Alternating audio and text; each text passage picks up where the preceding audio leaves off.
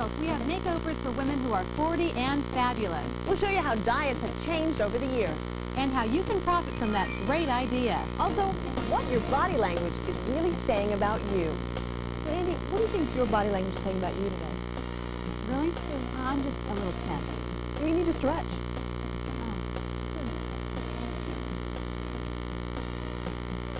Oh, yeah.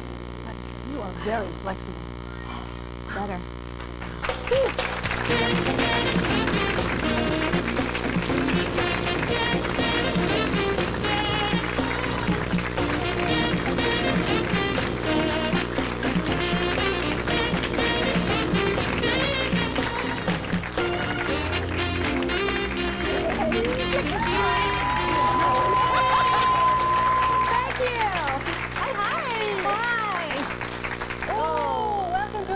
I'm Andi Matheny. Yeah, you feeling okay there? And I'm Forbes Riley. Yeah, it's important to warm up before a show, isn't it? I feel so much better. Oh, you. Now I just had to indulge myself. Thank you very much. That wasn't your leg, was it? Oh, it certainly was. Those years and years of ballet training. You know what's interesting is that your body language really does say stuff about you. Like, we both just crossed our legs. You know why? No, why? We're the same person. Oh, really? But with different hair colors. Touche. But they're cousins. Identical hosts. Oh, we're weird. We have a cool show today. Well, do we need to say we have a cool show? Because we always have a cool show. I always say we have a great show. Today I said cool show. Okay. Well, today is cool. Okay. You know why? Why? Of course you know why. We're doing makeovers. No kidding. Yeah. We love doing makeovers on this show. Remember when turning 40 was a negative? Did you ever see the movie All About Eve? Yes. Do you remember that famous line? I'm not 20. I'm not 30. I'm 40. 40. And it was a bad thing. It was, but not anymore. No, not anymore, and especially not now, because today we're going to meet some women who are in their 4th decade and just wanted to, you know, update their looks a little bit. So we're going to take a look at Nancy Gale and Deborah Sharon, our makeover candidates. That's Nancy. She's a nursery school teacher. She's married with 2 teenagers, and she calls herself a hippie. Ooh, and that is Deborah Sharon. She's a clinical psychologist with her young son right there, and she wants a new look because she's been busy with her family and work. So them's the makeover gals. Yes, it should be very exciting. Yeah, it really will. And so later, just to add to the suspense here, we're going to find out why these women wanted makeovers, and we're going to check in with them to see how they're doing with our makeover team. We're going to do a whole new series. We're going to call it 40-something. Yeah, that's a good idea. Okay, right here. You Sounds familiar. But before we get to all of that, hi. What are you doing out there in our audience? I'm watching these people. Oh. I have been. I've been watching these people for a while, watched them a little bit earlier this morning, but predominantly watched them just now as they were going through the introductions, and saw some people doing some things that I can figure out what they're thinking. In fact, I was watching these 2 ladies right here. I hope you don't mind. I was watching you, and I could tell, I just want to see if my hunches are correct. Seems to me that maybe you were talking about something about one of your children, and you were doing this, you were kind of doing this, and that kind of indicates that you were thinking to yourself, is what she's telling me really true? What do you think? That's true. What were you talking about? Our children. And what were you saying about those children? We was talking about our children getting tickets. And you were saying my child got, you have a daughter? I have a daughter, and so does she, and they're about the same age. So were you trying to figure out how to get out of those tickets? No, we wanted them to get out of it. You wanted them to get out of it. So we were correct. I mean, now I could tell they were talking about something about their children, but you were kind of skeptical. I think you didn't know if maybe she was trying to make you feel better by having a story equal to yours. I don't know, but I think so. And then I watched these 2 girls for a second, and as I watched these 2 ladies, I saw that perhaps whatever you were talking about, you did this sign, and in body language, I'm a body language person, forgot to tell you that. But it seems like you were talking about something that you feel very strongly about, or maybe somebody that you feel very strongly about. What were you talking about? I was telling my friend home to tell my husband. You good girl. This is the biggest sign of honesty, so that's a good sign. I hope he gets to see the show so that he can see how much you like him. Very good. Now, by the way, if you're wondering, this isn't just some lady off the street with a microphone. You've just met Jan Hargrove, and she's been lecturing on body language for the last 8 years, and the author of Let Me See Your Body Talk. Hi, Jan. Hi. Good to see you. Nice to see you. Good to see you. Good to see you. Welcome. Welcome. That's very interesting how you can just lock into what people's body languages are saying about them. And even while we were doing that, one of the ladies also on the front row was twisting her hair like this. And I don't know what she was thinking about, but supposedly that is a courtship gesture. So maybe she was thinking about the guy that she sees or something of that sort. You can tell all of that just from how a person is physically. Yes, yeah. Everything that we do with our bodies say something that we're thinking about. You see, bodies don't lie, mouths lie.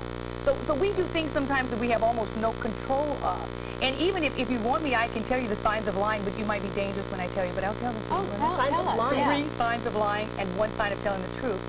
All 3 are done with the left index finger, because left has always been associated with bad and right with good. So the very first thing, I mean, eyes will play a big part, but let me show you the signs first. When someone's first of all going to lie to you, the very first thing they do, they start to rub up and down the left side of their nose. They will normally go up twice and the finger straight, and they will come down twice and the finger is bent. Like, haven't you ever seen a guy say to a girl, "Yeah, girl, you look real good"? Have you ever seen that? So now, you know, we can go home, we can ask our husbands or mates, what did they do today? And we can tell if they're telling us the truth or not. The second one is like this. They're going to take the left index finger, and now they kind of start to tug at the left eye. It's almost like they're trying to give you a message that says, do not see very clearly what I'm saying because I am lying to you. And then the third and biggest, and you see this even in TV productions to make an actor look more untrustful maybe, they will do this one. He will start to tug at the left ear. This is like he is trying to tell you, do not hear very clearly what I'm saying because I'm lying to you. Well, wait a minute. Now that I know all of these, Okay. I'm going to lie to you and not do anything with my left hand. I don't know. But sometimes we say to ourselves, I'm going to try to control it, but these are motions that you do that you have no control over. Let me try it. Okay, so I really weigh 110 pounds. Wonderful. Go up twice with the finger straight, then bend your finger. Yes, come down like this. I will make you girls professional liars. No, don't. Let me show the only honesty sign, like the lady did talking about her husband, was this. See, the right hand is associated with goodness, left hand. Even if someone's left-handed, they still will use that left hand. Only honesty gesture is this, just like we're saying the Pledge of Allegiance. And I mean, women do it a lot, and a woman might say, gee, you know, I had a good time. And I say to myself, I know you did, I understand body language. So this is the only honesty. Don't ever do this. Like this here. Don't get these two together. Gee, I love It can make I'm you thinking crazy. of somebody who does this a lot. This seems like a Richard Simmons thing. Really? I think Richard always clasped his Okay, chest. but just do one. Or Just one. do one. Yeah, Then like maybe, this. well, I don't know what this is then, but Maybe they're trying to expand the chest. I don't know. How can we use this? Say you're out on an interview. You want to get the Okay. job. What's a good body language to have? What's a bad body language? I would say probably the best one, the biggest sign of confidence that a woman can do or a man is this. It's called steepling. I would say that you definitely have to look someone in the eye. I would say that they would, as much as you can, do the honesty gestures. Watch also for the gestures that the other person is doing. I mean, if they turn away from you, if they seem to sometimes peer over their glasses, that's like they're saying, I don't trust exactly what you're saying.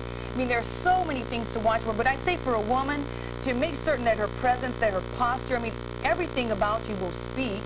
Also, another area that women are interested in are courtship gestures, things that guys and girls do that say, oh, I really like you. And some of the ones that a girl will do, we will cross our leg to face the guy that we like.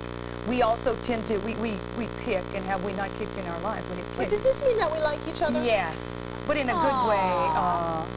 And then the I don't want to ladies, date you. I just want to... our biggest one is this, still the dangling of the shoe. Well, you said...